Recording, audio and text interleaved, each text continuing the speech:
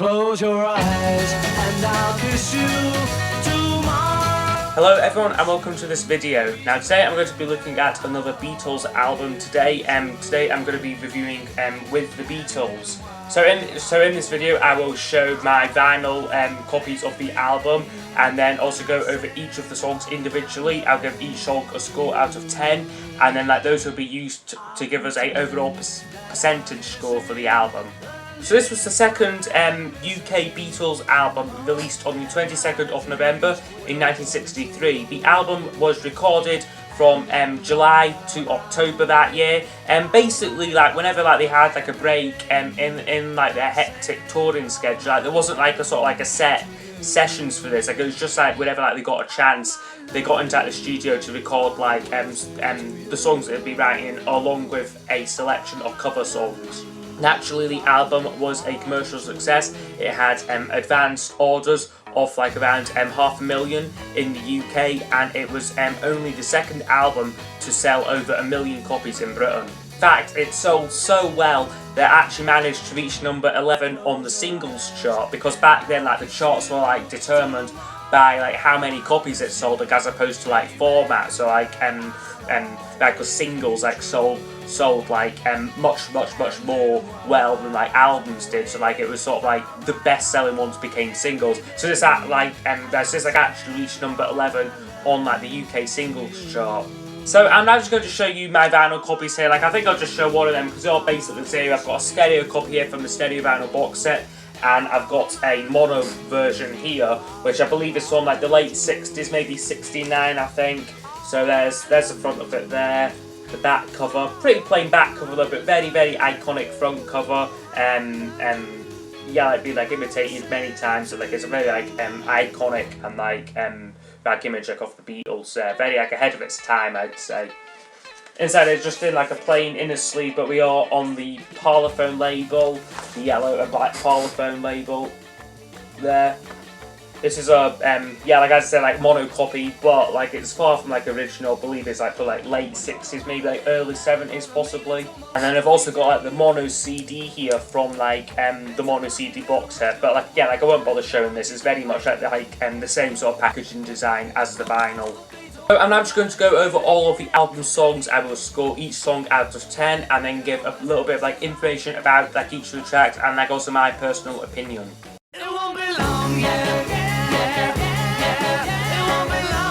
The album opens up strong with a song, It Won't Be Long, and I'm giving this a 9 out of 10. It is a great solid opening track.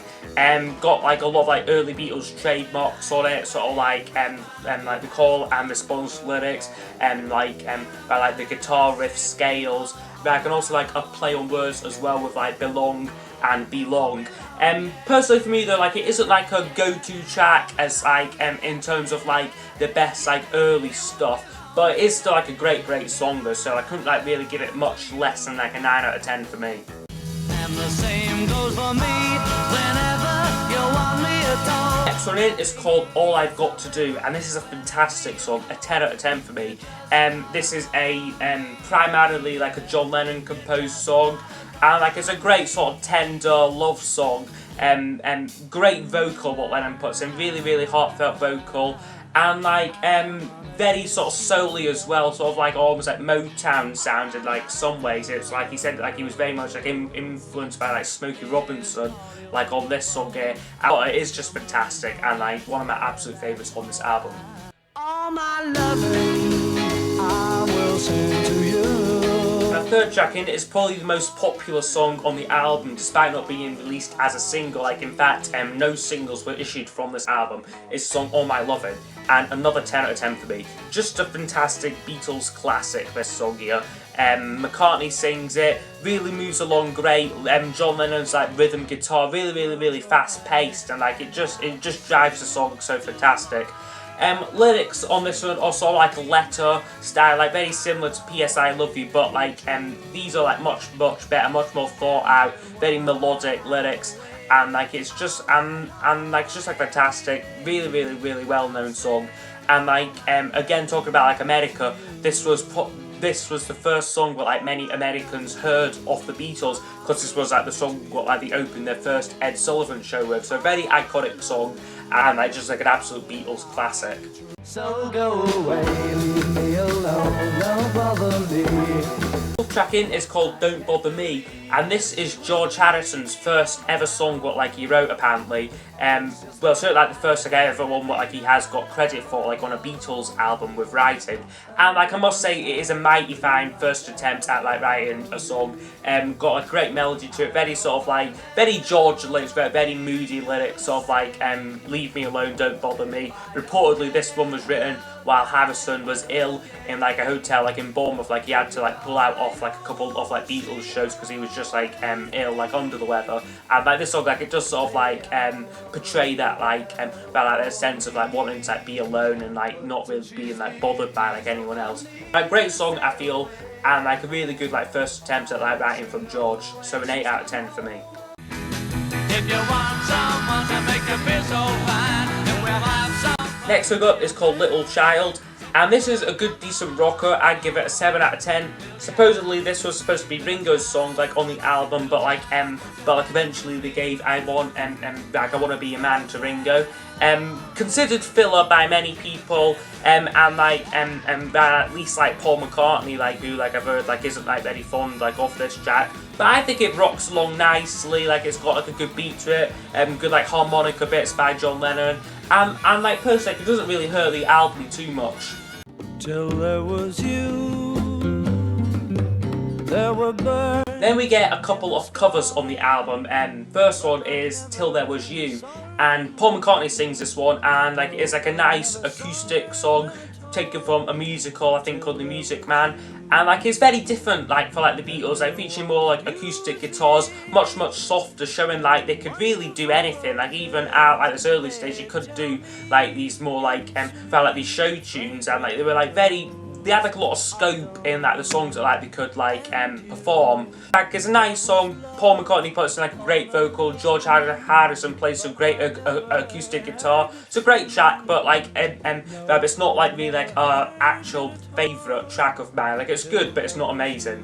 Mr Postman, look and see. Oh yeah. Now, our closing side one, we have Please Mr Postman, and I'm giving this a 7 out of 10. That's probably more to do with like the actual quality like of like the song, which maybe like isn't like it's not like a good song like actually like if like you take it like on like face value, but the Beatles do a great version. John Lennon's vocal is fantastic, great backing from like McCartney and Harrison, but for me it isn't as strong as like some of like the covers they do on like Please Please Me. I'm thinking of stuff like Anna and Boys and Baby It's You. Like those songs, like I do just generally prefer those songs as opposed to like the tracks are like I suppose like some of the tracks what they cover like on this album. But it's still like a good track nonetheless. I love like the ending to it where it's sort of like it's like quite like fast, so like starts off like hand claps. They're like really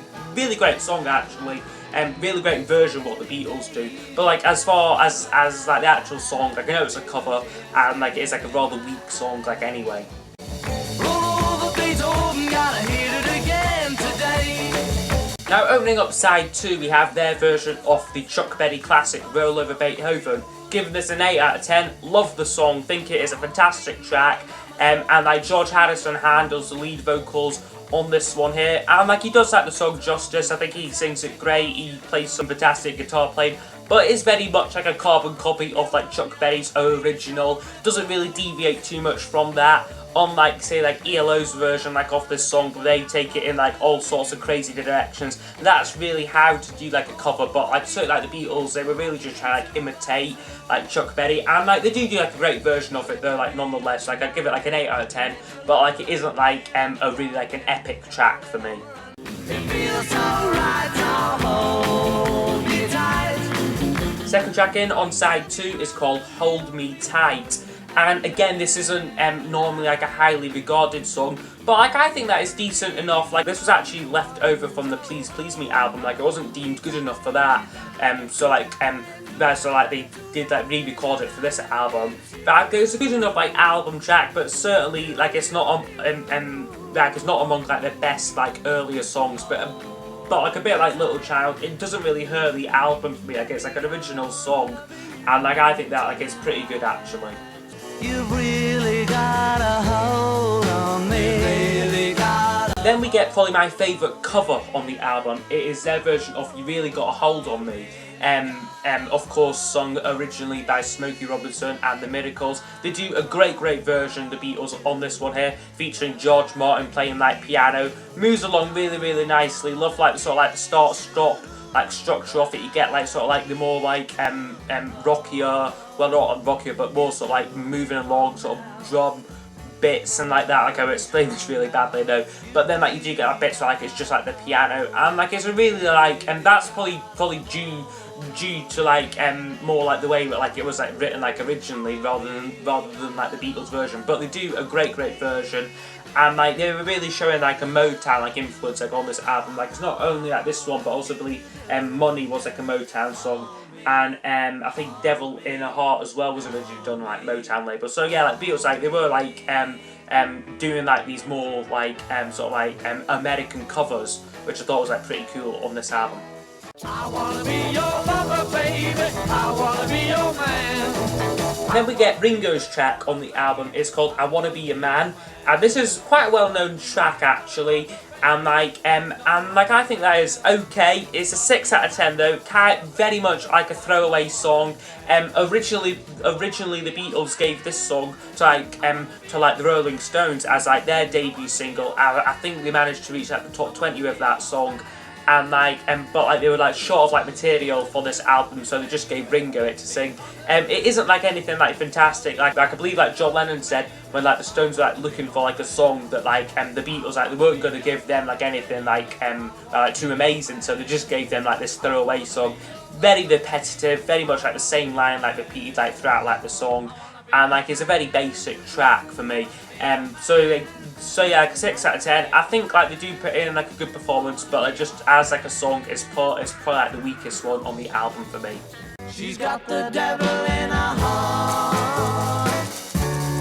And now probably the weakest cover on the album is a song called Devil in Her Heart, and this is again another slightly weaker filler song. George Harrison like again does like lead vocals like on this song, so that's 3 songs on this album where George Harrison gets the lead vocal on. And like it doesn't really fit with like the Beatles style. Like I believe like it was originally done by some sort of like obscure 60s girl group as like Devil in His Heart. So like the Beatles like of course like changed like the lyrics slightly, but it is like a weaker song, weaker cover. Doesn't really fit the Beatles style for me, and like yeah, like certainly for me would be like the weakest cover song on this album. No, not a second time. And then we get another original composition, Not a Second Time. And this is quite like an interesting song, I feel. Like I'm not personally huge on like the actual melody like of like the song, but like it features like a piano as like the main instrument, which was quite different for like, the Beatles. Like most of like the time like it was just like guitars, but this one we do have like I think like the piano sort of is like the main like rhythm instrument, and like it does like the solo bit as well. So again like slightly experimenting with like new and like different sounds that for them like at like this point in time. So yeah, like, I have to give them credit for like this sort of, but like actually like as like a track itself, as like a melody, as like a set of words, it isn't like one like their finest ones, but it's certainly like a commendable attempt at like trying something new and slightly different. The best things in life are free, but you can keep. And closing the album, we have the song Money, That's What I Want, a 7 out of 10 for me, another Motown cover. And like reportedly, like the Beatles like heard this one through Brian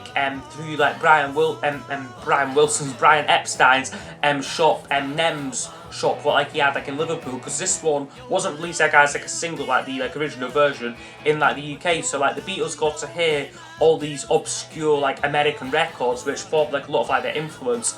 And like, but for me though, I don't think that the song itself is that great, and it kind of seems like an attempt to like repeat that formula of like Please Please Me, closing with like Twist and Shout, of course, like on that album, what worked like so well. It seems like they're trying to do like a very similar thing with a slightly weaker song and like a slightly weaker performance for me on this track. So that's why I'd give this one a 7 out of 10 for me.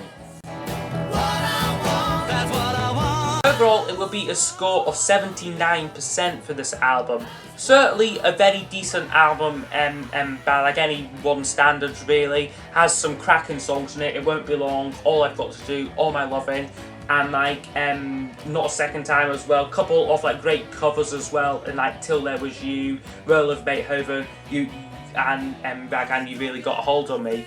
Like it does like show the band sort of like slowly like advancing like their sound like little bit, like going like into slightly different sounds like on like Till There Was You and like Not a Second Time, and like showing more of like an American music influence with like all like the Motown covers what we get on here. But for me though personally, I prefer like the feel and like the excitement of like the album before this Please Please Me. That was probably partly to do with like that album being recorded in like one like 12-hour session, so like it was just like they were focused on it for like a short amount of time. Whereas this album, the sessions were spread over a period like of about 4 months, and like that maybe made like the music suffer like a little bit. Like it made the album maybe not have like much focus or like direction. Same thing can be said for like Beatles for Sale, which was recorded in like a very similar like predicament to this. Like they were like busy touring throughout like '64, so like they could only really record like when like they had a break in like the touring schedule, so they couldn't really dedicate like the full time to really making like the album as good as like they wanted possibly. Like, and for me this is probably the Beatles' weakest album, and like it maybe could have been made stronger if like some like contemporary singles or like even like the B-sides are put on, stuff like She Loves You, I Wanna Hold Your Hand, This Boy, and I'll Get You. If like those were on like this album in place of maybe some of like the weaker covers or like the weaker filler tracks, this could have been like certainly like easily better than Please Please Me. Like although like I know that like that was against like the contract, like they were supposed to be making distinct albums and singles, like they couldn't just shove like She Loves You like on this album, like they had to have different songs. It was kind of like a certainly good for like fans' point of view, because like it didn't mean that like people were buying like the same thing twice. But like it made me admit like some of like these earlier albums did like suffer like a little bit due to like a lack of like material. Certainly though, for like an album of like a score of like 79% being like their weakest work, it just shows how great the Beatles were. Like even like this album, but it's still great, being like their weakest personally for me, it like again just shows how like great and like consistent they were throughout like the 60s. Also, just like a quick reminder as well, I have got a Q&A currently running like on my channel in like celebration of me reaching 300 subscribers. So I will leave a link in like the description to that. Please, if like you want, like leave me like a couple of questions. I will be answering them in like a future video, probably like probably about 2 or 3 weeks from like now. So yeah, like I look forward to making that video. I'd also like to know what you think of this album in like the comments below, and like also suggestions for future album reviews as well would be much appreciated. And like with that, that's the end of this video, and I will see you all next time. Goodbye. You got that something.